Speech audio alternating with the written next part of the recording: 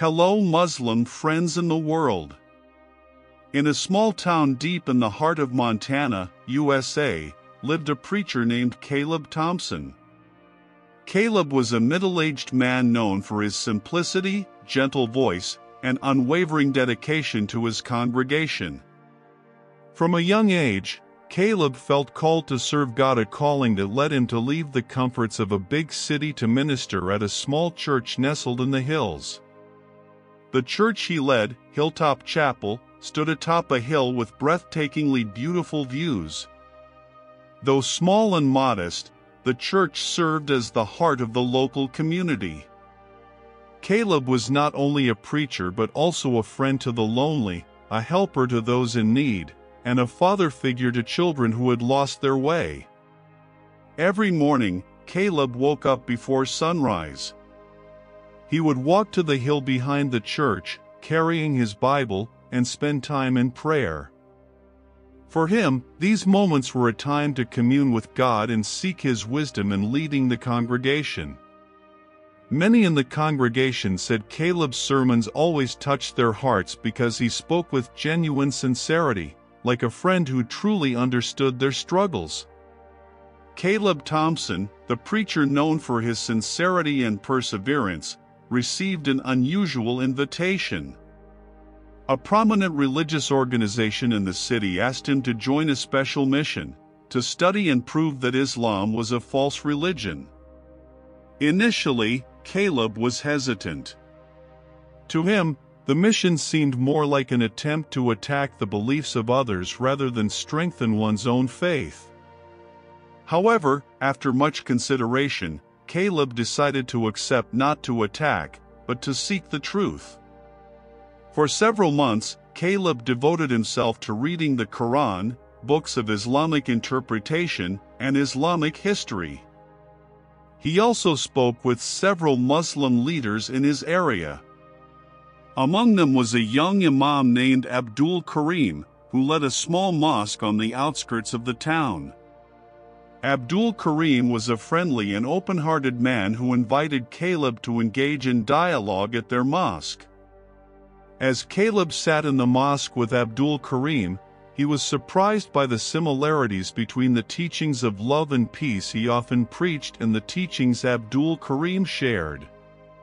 When they discussed the story of Prophet Isa, Jesus, in the Quran, Caleb discovered that Islam acknowledged Jesus as a great prophet, even recounting his miraculous birth and miracles. This intrigued Caleb. "So, you also believe in Jesus, but not as God?"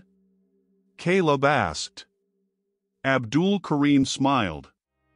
"We honor him as a great prophet, a messenger of God's love. But we believe there is only one God, Allah, without any partners."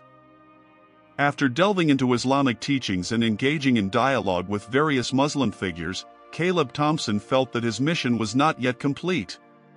While he was deeply impressed by the values he encountered, his heart still sought to understand why so many Muslims were so firmly convinced of their faith's truth. As a preacher with an unquenchable thirst for truth, he decided to take a bold step, traveling to the spiritual heart of Islam, the city of Mecca. However, Caleb knew that Mecca was a sacred city accessible only to Muslims. For this reason, he felt the need to disguise his identity. He read extensively about Muslim culture and traditions, learned about attire and rituals, and even memorized a few prayers in Arabic. Though it seemed deceitful, Caleb reassured himself that his intention was to seek truth, not to offend. With the help of a Muslim acquaintance, Caleb obtained a visa as a traveler. He arrived in Saudi Arabia and began his journey to Mecca. Upon reaching the holy city, Caleb was struck by the beauty and serenity that enveloped the place. Thousands of people from diverse backgrounds walked toward the Masjid al-Haram, dressed in simple white garments, free of distinctions of status or nationality. Amid the crowd, Caleb saw the Kaaba for the first time. The simple structure seemed to emanate an extraordinary sense of presence. He was captivated, not by the building itself, but by the spiritual aura surrounding it. In his heart, he wondered, what is it about this place that draws millions of hearts so powerfully? Caleb tried to follow the rituals performed by the pilgrims, though he didn't fully understand their meaning. As he circumambulated the Kaaba, he felt an indescribable sensation, a mixture of tranquility, peace, and confusion. Every step seemed to bring him closer to something he had been searching for, though he did not yet know what it was. That evening, sitting in the mosque's courtyard, Caleb gazed at the sky. He met an elderly man from Turkey who spoke with a thick accent but was warm and friendly. The man engaged him in a conversation about faith and life. "What brings you here?" the man asked. Carefully choosing his words, Caleb replied, "I want to understand what makes people feel so close to God in this place." The old man smiled. "Mecca is a place where we leave behind all worldly matters and return to God with a pure heart. It reminds us that we are all equal before Him. You are not here by chance. Perhaps God wants you to find something greater than what you are seeking." Those words lingered in Caleb's mind. He began to reflect on his own relationship with God. Had he truly known God all this time, or had he been fixated on concepts taught to him since childhood? In solitude, he prayed earnestly, asking for guidance from God. The days Caleb spent in Mecca changed his perspective profoundly. He saw Muslims weeping in their prayers, humbly seeking forgiveness, and supporting one another without regard for differences.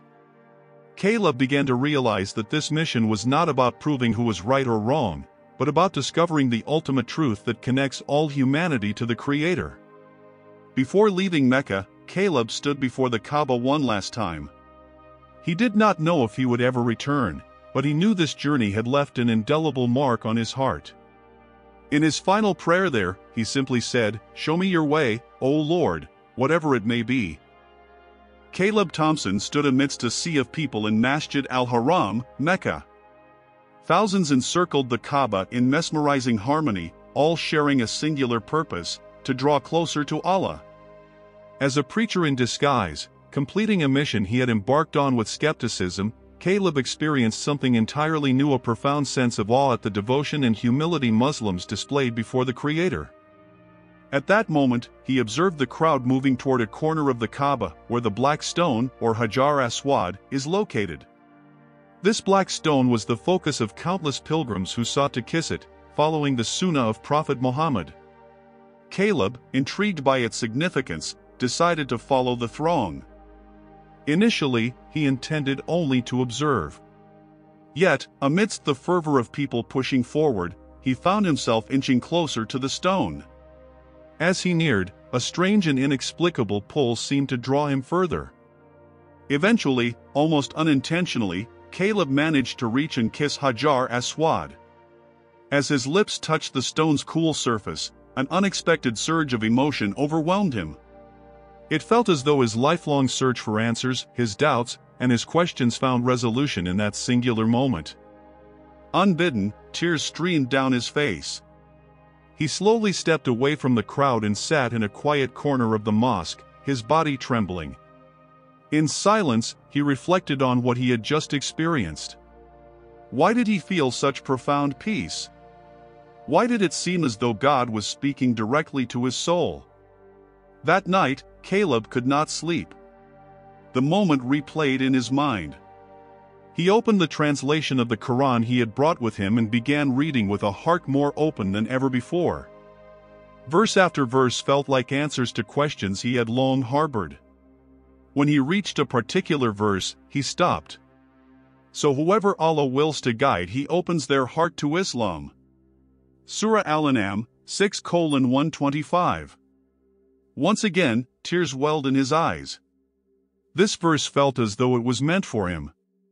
Caleb reflected on his spiritual journey, from the small church in Montana, to his dialogues with Muslims, to standing before the Kaaba. It all seemed like a series of divinely orchestrated events leading him to this point. The next day, Caleb sought out an imam at Masjid al-Haram to share his experience. With a trembling voice, he said, "I feel God is calling me. I want to become a Muslim." The imam smiled warmly and, with patience, guided Caleb in reciting the shahadah. Ashhadu an la ilaha illallah, Wa ashhadu anna Muhammadan Rasulullah. As the words left his lips, Caleb felt an immense weight lift from his shoulders. It was as though he had been reborn, his heart brimming with peace and clarity. Upon returning to America, Caleb made the life-changing decision to fully embrace his new faith. He adopted the name Muhammad Hassan as a symbol of his spiritual transformation. Once a preacher, he now became a da'i, dedicating his life to sharing the message of Islam with love and wisdom. His story inspired countless individuals, demonstrating that guidance can come to anyone, at any time, and in the most unexpected of places. Indeed, God guides whom He wills. Sometimes, the journey to truth requires the courage to transcend old beliefs and open one's heart to new light. Guidance cannot be forced, but when it comes, it changes everything.